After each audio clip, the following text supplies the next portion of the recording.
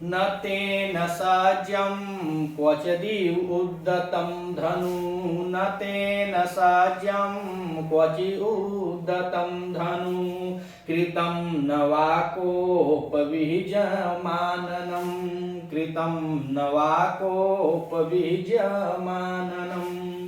गुणानुरागेण शिरोभिउह्यते गुणानुरागेण शिरोभिउह्यते नराधिपे माल्यमिवास्य शासनम् नराधिपे माल्यमिवास्य शासनम्।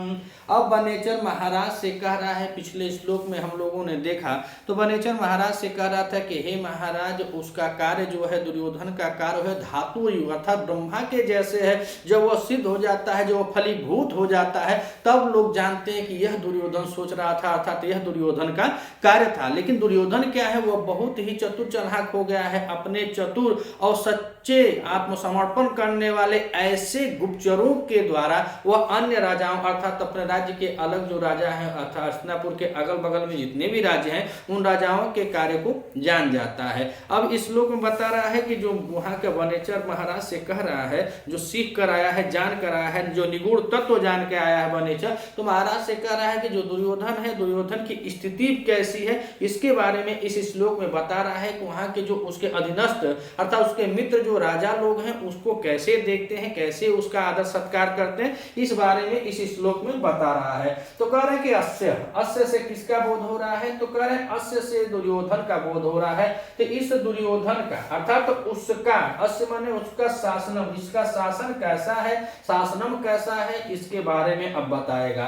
तो हम लोग देखेंगे अस्य माने दुर्योधन का, शासनम माने यहाँ पे आज्ञा हो जाता है क्योंकि बहुत बड़ा शासक हो चुका है तो वह आदेश देगा, तो आदेश देगा उसी को कह रहे हैं कि अस्य शासनम, इसकी आज्ञा को, किसकी आज्ञा को, तो सुयोधन कहा जाए या दुर्योधन कहा जाए, तो हम लोग दुर्योधन कहते हैं, कवि जी इसको सुयोधन बता रहे हैं। तो सुयोधन की आज्ञा को कह रहे हैं क्या, नराधिपय जो और समकक्षी उसके राजा हैं, जो उसके राज्य के समय वह शासन कर रहे हैं, तो उससे मित्रवत भाव रखते हैं। और मित्रवत भाव रखने के साथ साथ और क्या करते हैं, तो कह रहे हैं अस्य शासनम, इसके शासन को अर्थात दुर्योधन के शासन को, दुर्योधन के आदेश को, दुर्योधन के शासन पालन करने के लिए कह रहे हैं कि गुणानुरागेण, काहे कर रहे हैं, तो गुणों के कारण, इसके गुणों के कारण, तो दुर्योधन के गुणों के कारण कह रहे हैं कि नराधिपय जो राजा लोग हैं, शिरो भी उइहते हैं माल्यम यु अर्थात उसके आदेश को शिरोधार्य करते हैं।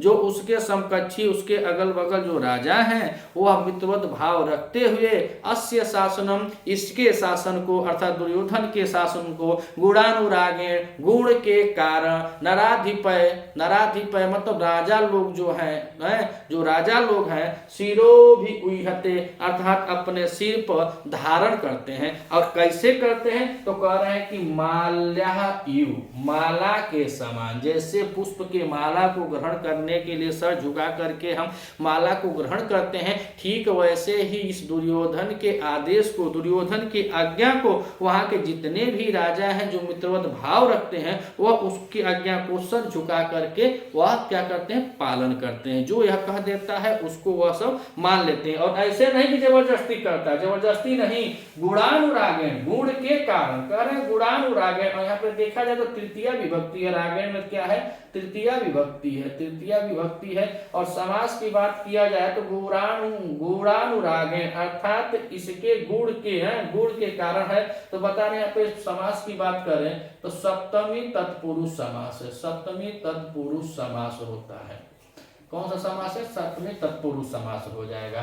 तो कह रहे हैं कि इसके गुण को कहें गुणानुरागेण, गुण से प्रेम करने वाले जो राजा है दुर्योधन के आज्ञा को शिरो भी उइहते अर्थात अपने सिर को झुका करके उसके आज्ञा को स्वीकार करते हैं, यह नहीं कि वह जबरदस्ती करवाता है। अब ऊपर की लाइन में कह रहे हैं कि तेन न सज्जम क्वचित उद्दतम धनु।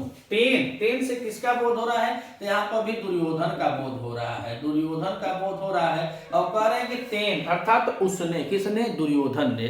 तो कह रहे हैं कि दुर्योधन जो है वह कह रहे कि सज्जम क्वचित उद्दतम धनु न, अर्थात सज्जम मन होता है कि जो सजाई गई, क्वचित मन सज्जम मन कि जो तीर है उसमें प्रत्यंचा लगाई जाती है, उसको बता रहे हैं। तो उस प्रत्यंचा के बारे में कह रहे हैं कि प्रत्यंचा चढ़ी हुई धनुष को न उद्दतम क्वचित, यानी तेन क्वचित सज्जम उद्दतम धनु न, अर्थात उसने कभी प्रत्यंचा चढ़ी हुई अर्थात डोरी चढ़ी हुई धनुष को नहीं उठाया। ये ना कि जबरदस्ती जा करके अपने बलपूर्वक जा करके अपने आक्रमण से करके किसी को मनवाया, ऐसा नहीं है। उसका गुण इतना हो गया है वो अपने उसके गुण के कारण है, उसके गुण से लोग प्रेम करते हैं, इसीलिए उसके और सब जो राजा मित्र हैं उसके आज्ञा का पालन करते हैं। अब फिर वनेचर कह रहा है कि तेन अर्थात वह दुर्योधन जो है सज्जम उद्दतम धनु क्वचित न, अर्थात तो वह कभी भी किसी जगह भी वह अपने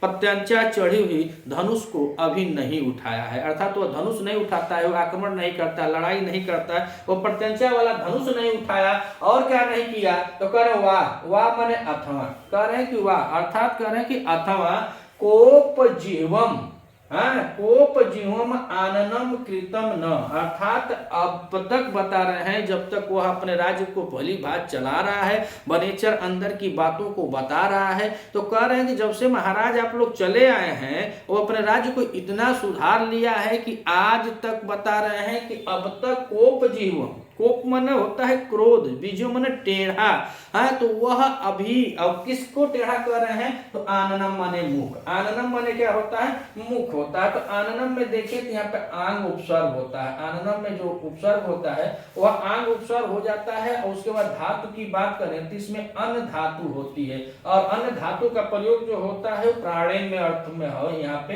प्राणेन अर्थ में होता है। और उसके बाद प्रत्यय की बात करें तो यहाँ पे कट प्रत्यय लगा, कट प्रत्यय नहीं लगा, ल्युट प्रत्यय लगेगा, ल्युट प्रत्यय लगेगा।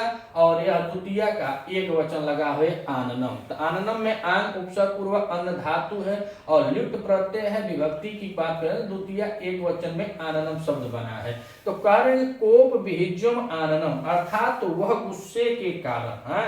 और पूरा में देखा जाए कोप विहिज्यम आननम में तो यहाँ पे कौन सा समास हो जाएगा? तो यहाँ पे तृतीय तत्पुरुष समास हो जाएगा, तृतीय तत्पुरुष समास होता है।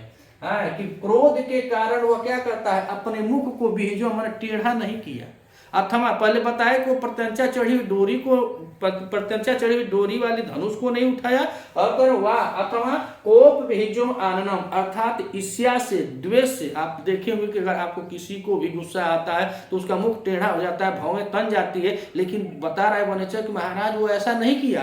कोप भेजो आननम, अर्थात कोप के कारण, क्रोध के कारण उसका आनन अर्थात जो मुख है का टेढ़ा कृतम न, कभी वह टेढ़ा नहीं हुआ। जब वह धनुष को भी नहीं उठाता है प्रत्यंचा चढ़ी, तो उद्दतम यहाँ पे शब्द आया। तो उद्दतम में देखें तो यहाँ पे उद्द उपसर्ग है, और उद्द उपसर्ग के साथ यहाँ पे धातु की बात करें तो यम धातु है, और यम धातु में कौन सा प्रत्यय लगा हुआ है? तो कत प्रत्यय लगा हुआ है। तो शब्द बना है क्या? उद्दतम।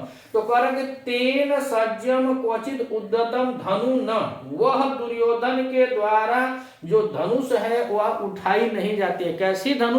प्रत्यंचा चढ़ी डोरी हुई धनु, जिस पर डोरी चढ़ा दी जाती है बाण चलाने के लिए, ऐसे धनुष को नहीं उठाया, क्वचित कभी नहीं उठाया। वह माने अथवा कोप विहिजो आननम, अर्थात अपने क्रोध के कारण, क्रोध से उसका मुख कभी टेढ़ा नहीं हुआ। इसी कारण से अब हम नीचे देखें तो कह रहे कि अस्य, इस दुर्योधन के शासनम माने आज्ञा को गुणानुरागेण, अर्थात उसके गुण के प्रेम के कारण, इना की जबरदस्ती, उसके गुण के प्रेम के कारण नराधिपय, अन्य जो राजा लोग हैं, शिरो भी उइहते, अपने सिर पर उसको धारण करते हैं। और और कैसे धारण करते हैं तो कह रहे माल्यायु, माला के समान धारण करते हैं। उसका जो आदेश होता है सर आंखों पे होता है, उसके सैनिक भी सर आंखों पर उसके आदेश को रखते हैं और राजा लोग भी जो है उसके आदेश को सर आंखों पे रखते हैं। काहे रखते हैं? प्रेम के कारण, गुण से उसके प्रेम है। यानी दुर्योधन के अंदर अब गुण हो गया है तो उसके गुण से प्रेम है, इसीलिए उसके आज्ञा को लोग अपने सर आंखों पे बिठाते हैं अर्थात माला के जैसे उसको धारण करते हैं। अब पूरे श्लोक में देखा जाए तो वंशस्थ छंद है और अलंकार की बात किया जाए तो इसमें उपमा अलंकार है। कौन सा अलंकार है? उपमा अलंकार होता है। और यह वनेचर का कथन है महाराज युधिष्ठिर से कह रहा है। यहाँ पत्ता कभी दो चार श्लोक और वनेचर कहेगा, उसके बाद द्रौपदी जी का आ जाएगा वहां पे वक्तव्य। तब द्रौपदी जी बोलती हैं। प्रथम सर्ग में युधिष्ठिर न ही किसी का समर्थन करते हैं न ही किसी के बारे में कुछ कहते हैं, एकदम शांत होकर के दोनों की बातों को सुनते हैं। आधे श्लोक तक प्रथम स्वर का आधा श्लोक लगभग द्रौपदी जी बोलेंगी, उसमें भी वह सुनते हैं और जो वनेचर बोल रहा है उसमें भी सुनते हैं, बस सुनते ही रहते हैं। अगर आप इस चैनल पर नए हैं तो चैनल को सब्सक्राइब कीजिएगा। वीडियो अगर आपको अच्छी लगे तो अपने मित्रों तक अधिक से अधिक शेयर कीजिएगा। मिलते हैं अगले वीडियो में, तब तक के लिए नमः संस्कृत।